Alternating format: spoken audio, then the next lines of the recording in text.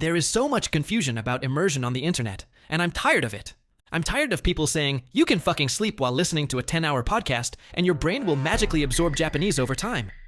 I'm tired of people saying, you should do everything in Japanese from the beginning and stay fucking hard! So, I'm going to debunk some of the misconceptions about immersion and tell you exactly how it works, when you should start, and how. Also, Japanese is a very unique language, so you can't really do it the same way as with other languages. But what is actually immersion? Basically, it's the idea that by living in Japanese, you will get better at Japanese, reading a book, watching a YouTube video, or a movie in Japanese, for example. Basically, engaging with Japanese daily. Because yes, you don't need to live in Japan to actually speak Japanese. I've met some crazy guys who nearly reached native level in multiple languages with that method. So yes, it works, but they didn't do it randomly. In fact, I'm going to talk about a goated friend later in the video, and that guy Juan. Oh my god, he might be better than some native Japanese speakers. However, the most common method when it comes to language learning is not immersion. Most people do what we call active study, essentially deliberately focusing your attention to memorize a mass of vocabulary, kanji, and grammar patterns, thinking that once you've memorized all of it, you'll be fluent. This could be drilling flashcards for vocabulary, reading a grammar book, or writing kanji thousands of times. But those methods don't make you fluent on their own. In fact, a lot of people with a JLPT N1 level can't speak comfortably or struggle to understand daily Japanese. And there is a reason for that. You need to stop seeing a language as a huge collection of sounds. What a language is actually much deeper than you think. Think about the difference between house, home, dwelling, or even crib. They all refer to the same thing, right? That's the reference of the word, the object or concept that speakers agree a word points to. But a language also has sense, the way words tie us to the actual object or concept, the image or emotion they carry. A house might be a building where a family lives, while crib sounds more casual and personal. You're going to Jake's crib for a party, but you'll go to Grandma's house, not Grandma's crib. So basically, words are clusters of concepts that people agree on. If people stop associating a word with that cluster, it disappears. And if people start to use Tupperware for any plastic container, it becomes a Tupperware. And this is the exact reason why immersion is more effective than only doing active study. Because instead of trying to map every Japanese word to an English dictionary definition, you absorb words in context, the way they're actually used, with their sense. But does it mean that you should drop active study? The quick answer is no. And this is exactly where most people are wrong about immersion. The common argument for immersion seems to be, look how effortlessly kids learn their native language, without formal grammar or vocab lessons, just through immersion. The same approach can make learning a second language just as natural and unconscious. For young children, this argument might be valid. But as an adult learning a new language, it's totally invalid. The problem is that you already have a native language, references, and very strong patterns in your brain. It's much harder to truly acquire a new language without constantly comparing it to your native one. But you know what? There are actually benefits to being an adult. Kids don't learn that fast. Babies spend a whole year with perfectly adapted input all day before saying a single word, while any of us could learn a few words in less than 30 minutes. As an adult, you could reach the level of an 8-year-old after about 1 year of studying, while having a job, living your daily life in your native language, and being busy. The kid took 8 years to reach that level, immersed 24/7. Also, don't forget that Japanese students take 9 huge years to study the Joyo kanji, and that's constant active studying with a lot of pure memorization. Immersion alone is powerful. It trains your ear, builds intuition, and exposes you to real usage.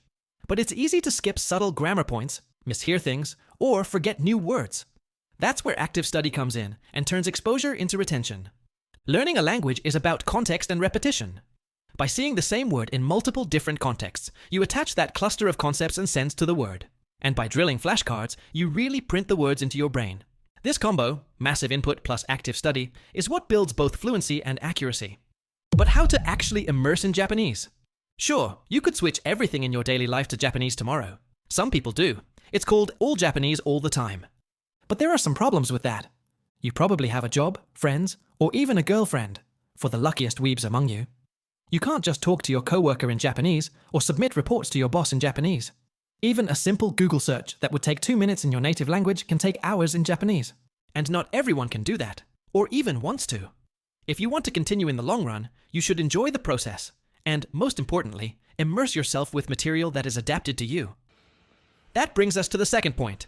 Getting input that's too hard for your current level is very inefficient. I mean, you're not going to try benching 330 pounds every day until it happens. Not going to happen, ever. and you'll just quit. You have to grind level by level.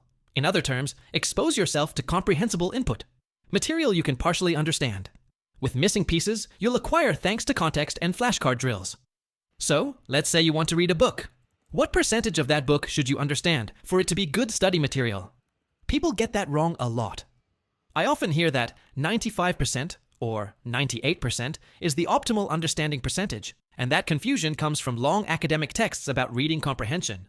But that's not about language acquisition. It's about how much vocabulary is needed to read comfortably. And you know what? 98% comprehension is an astonishing approximately 8,000 word families, and 95% is about 4,000 to 5,000. Basically, between N1 and N2 level, this is insane. But those studies were never about the optimal understanding rate of a material to use it as study material. They only mean that from 4,000 to 5,000 known word families, you'll be able to understand 95% of most texts. And all of those studies are based on English. Reading Japanese with all the kanji is another cup of tea. Let me reassure you right away. You do not need to know that much vocab to start immersion. There isn't a specific coverage percentage you should aim for. You should just understand enough that it's interesting, and you don't need to pause every 2 seconds to search words in a dictionary. Getting only 50% of a video might be super useful if the video uses words you previously saw in your flashcards.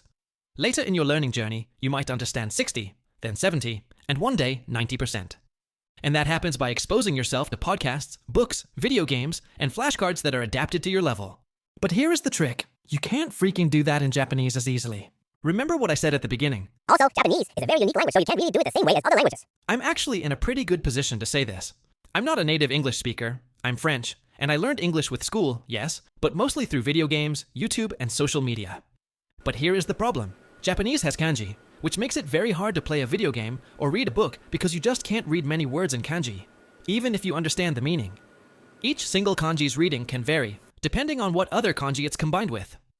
For example, that word is read 一人 but that word is read 人間 the same kanji, even with the same core meaning, can be read differently and has many other readings. This is annoying because you might know the sound, but not the associated kanji, or the kanji but not the sound. Learning a word in Japanese is basically learning 2 references at the same time: the symbol, kanji, and the sound. That's why Japanese writers sometimes, mostly for kids or difficult kanji, put the reading above the kanji in hiragana, the furigana. So, what's the actual best way to immerse in Japanese? Moving to Japan is the best way? You should buy tickets right now. Joking. That might actually be the worst way. Living there doesn't mean you'll get good input, especially not comprehensible input. And your daily input time might still be limited if you don't live in a Japanese environment. Remember my goated friend Juan? I actually didn't mention everything about him. First, he had a native-like level before ever coming to Japan. The other thing is that when I met him, he spoke only French to me, and his level was so insane that I always thought he was a native speaker. Bro is literally from Chile. His native language is Spanish, and he dared to tell me he was more comfortable in Japanese than in French. He also obviously speaks English like a native, but that's just a detail. He's so good in Japanese that he successfully passed one of the hardest kanji tests for Japanese adults, meaning he can read and write super complicated kanji, and knows the stroke order of basically all of them. And the best way to immerse, according to him, is reading. Obviously, you need to diversify with listening practice too, but reading is insanely powerful because you can learn kanji, grammar, and words all at the same time in context. And if you can have other inputs at the same time, like an image and voice, you're just goated. 2 years ago, I tried that method myself with some custom Anki decks, as well as kids' books in Japanese, and I was really impressed by how vocabulary stuck and how I was able to understand grammar patterns easily. I was so convinced by that method that a friend and I built an app that offers hundreds of graded readers in Japanese. You have 5 different levels, with a bunch of stories written by a native Japanese teacher, following precise guidelines for each level, so you can progressively go from basic texts to advanced ones without ever feeling overwhelmed. Each page has an illustration to bring you context and boost comprehension, as well as text-to-speech to practice listening. If there are any words you don't understand, you can tap them and get the meaning as well as examples. You can always activate or deactivate furigana to practice reading the kanji. And we obviously did not forget the flashcards to recall what you've read. It's called Shinobi Japanese, and you can use it for free with some limitations, so go check it out. But seriously, you have a ton of resources to immerse yourself in Japanese. There are literally dozens of podcasts on Spotify, YouTube videos, and movies. You just need to find what you like and what is adapted to your level. Thank you for watching the video. Don't hesitate to leave a comment about your experience immersing or to give any feedback. Ciao!